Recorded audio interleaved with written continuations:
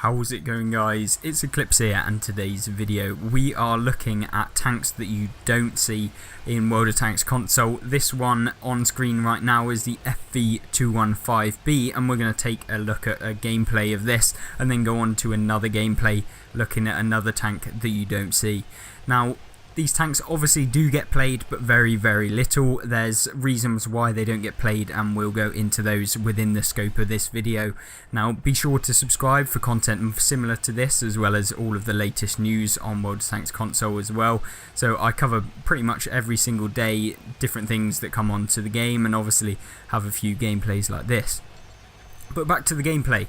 Now, what is the FV215B? Well, it's kind of this medium armoured kind of heavy tank that is featured at tier 10 on the British line. I say a medium heavy because pretty much doesn't have armour. You can't reliably bounce very much on this thing. The huge lower plate of the front means that it can get penned through that very easily, and it just makes it into this tank that really you're just a big slab of hit points for the enemies to suck up out of the game.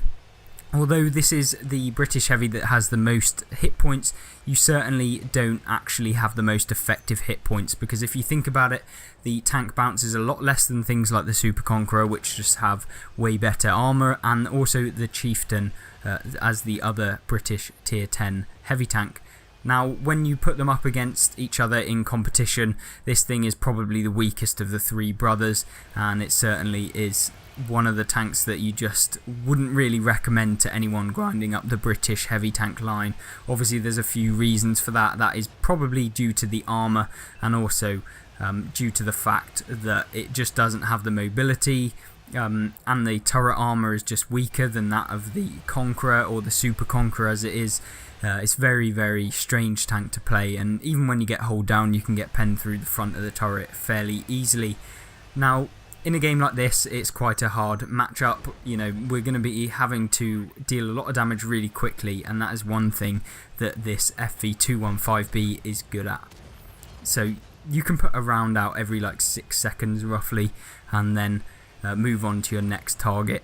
You can see me right here. We're in a bit of a sticky situation between a medium and a TD. The TD being that broken Shashka. It's kind of like the Russian Scorpion G, which can punish you quite heavily for 490 alpha damage, I believe, if I'm right in thinking that. Now, we're having to be a bit careful, and you saw that we actually managed to bounce a shot there. Now, I don't know if he hit the side of our tank, which we angled with, and that's kind of a benefit of this being a rear mounted turret. Means that we were able to actually side scrape out and then not be able to see the front of our hull, which is something you have to do in this tank if you want to even have a chance at bouncing, because of just the weak frontal armour. So yeah, in a matchup like this, what we're doing is just using our good gun handling and also the good DPM that we do get to be able to push out damage really quickly onto our opponents. You can see how fast this reload is, and you certainly rack up damage really quickly. The DPM on this thing is probably just under 4,000 a minute. For a heavy tank is absolutely ridiculous. Unfortunately, we do miss that shot right there, which leaves us open to attack from this M48, who doesn't push the advantage, and we're going to have to do that to him. We go for the tracks there. Be careful of this Shashka on our right, but unfortunately for him, he doesn't actually look at us.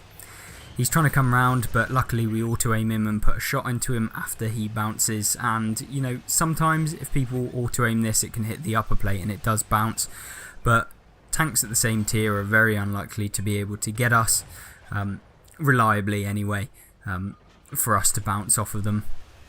You see this Bulldog is on our right. One problem with this tank that you have to note is just if they get the side of you or even the back, every single tank in the game will pretty much pen you, and you've got no real chance of doing anything back to them. And as you see, we're getting a bit unlucky with regards to when our tank reloads. You know, right then we were just about to finish off the ISU, and he gets shut down by someone else right as we reload. You see, we hit the Dragon on the move, and that's one thing that you can do in this tank due to the accuracy on the move. That's kind of similar to those of the tier 10 British heavies. You know, they all have really good accuracy on the move, and especially if you put on the stabilizer, means that, you know, you very rarely miss unless it's your own fault, obviously. So what do you need to do in this tank like this? Well, you need to actually fire on the move. You need to push the enemies because you need to use that DPM.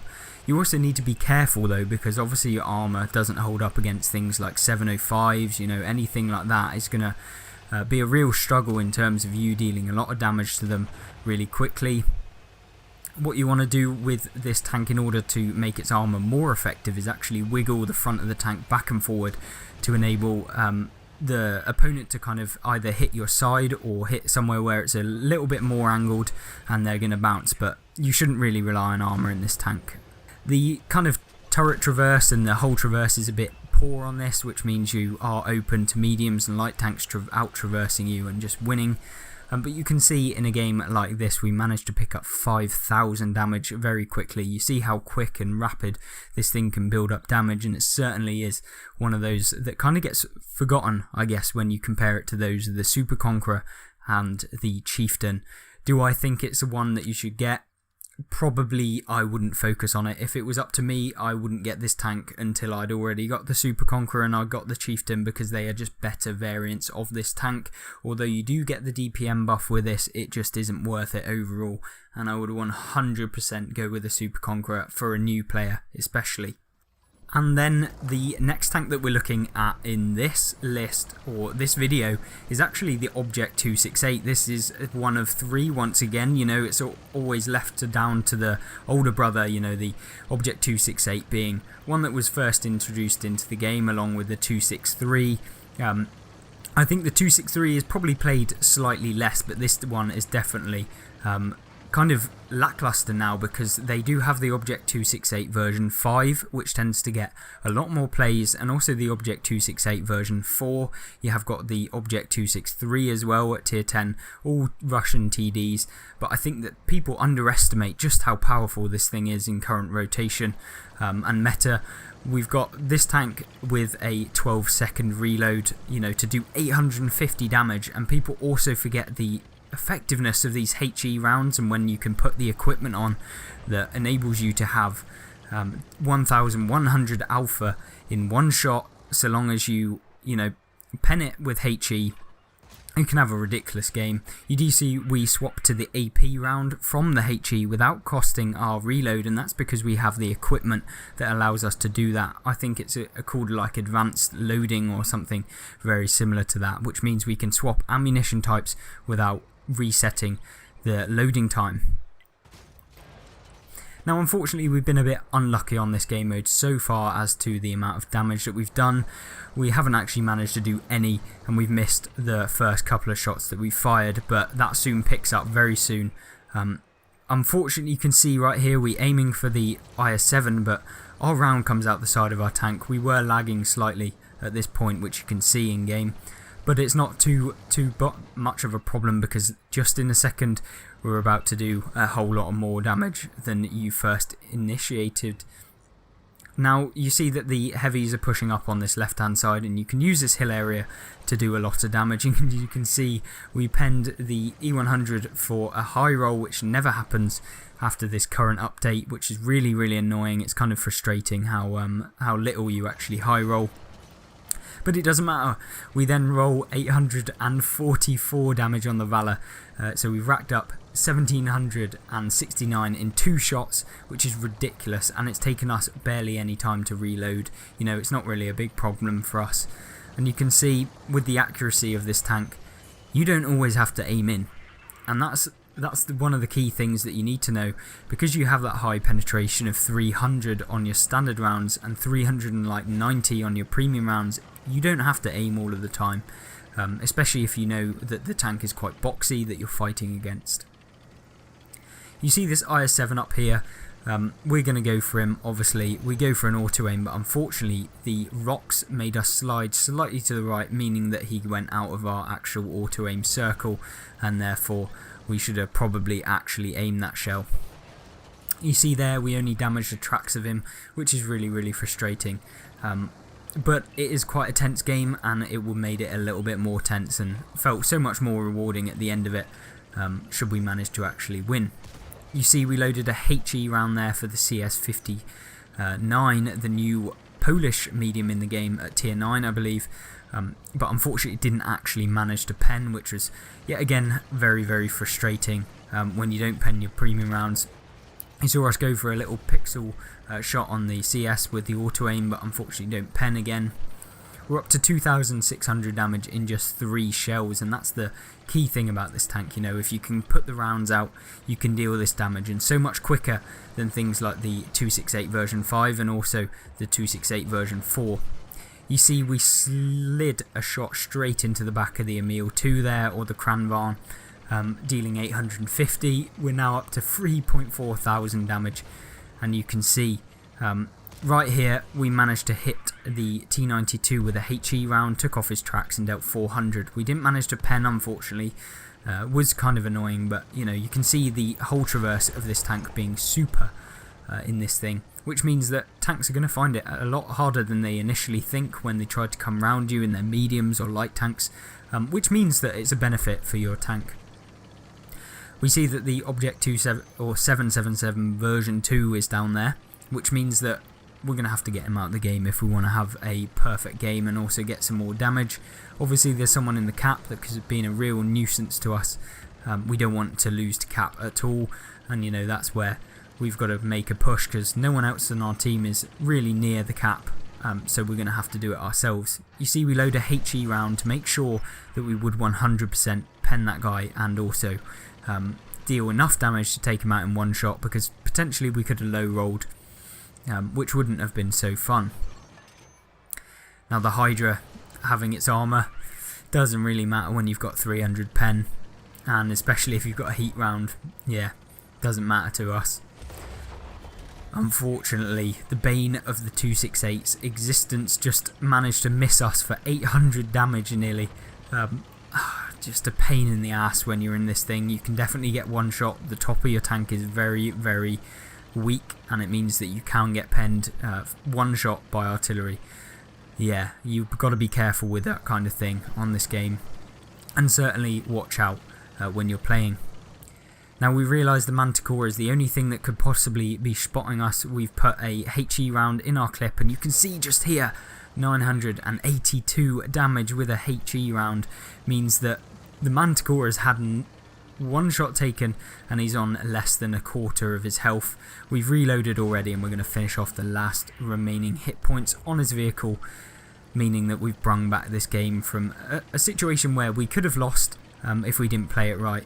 You know, obviously artillery on the enemy team could have probably removed me from the equation a little more than I could have done, but we did manage to pull out 6.8k damage so far, and potentially we've got some damage we could have on the enemy artillery should we get there quick enough and beat anyone else on the team. So the 268, what is actually the difference between this and the other versions of it? Well, basically the 268 version 5 is a turreted version of this tank.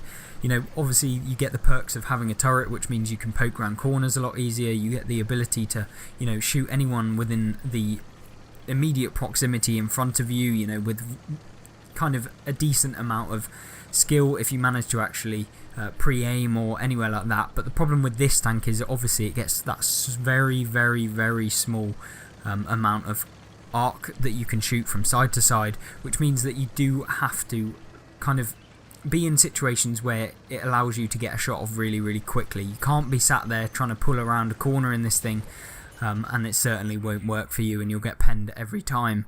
Especially since the armour is very well angled as it is when you're straight on at the opponent, and then when you turn it becomes less effective and they can pen your side very easily. If you wiggle in this thing, you can bounce a lot more shots, so remember that's a key thing of this tank. Whereas something like a 268 version 4 has even stronger armour on the front, but the reload is sacrificed, and a couple of other things. But personally I would 100% rather play this thing. You get the mobility that is absolutely fantastic. You get the gun reload of 12 seconds, which means you can get into position really quickly, fire off shots, reposition, fire off straight away, and people they don't realise how quick you reload in this tank, and that's something that I really like about this tank. And you can certainly rack up thousands of damage a minute. I think you could probably hit 5,000 DPM if you're firing your standard or heat rounds every time you reload.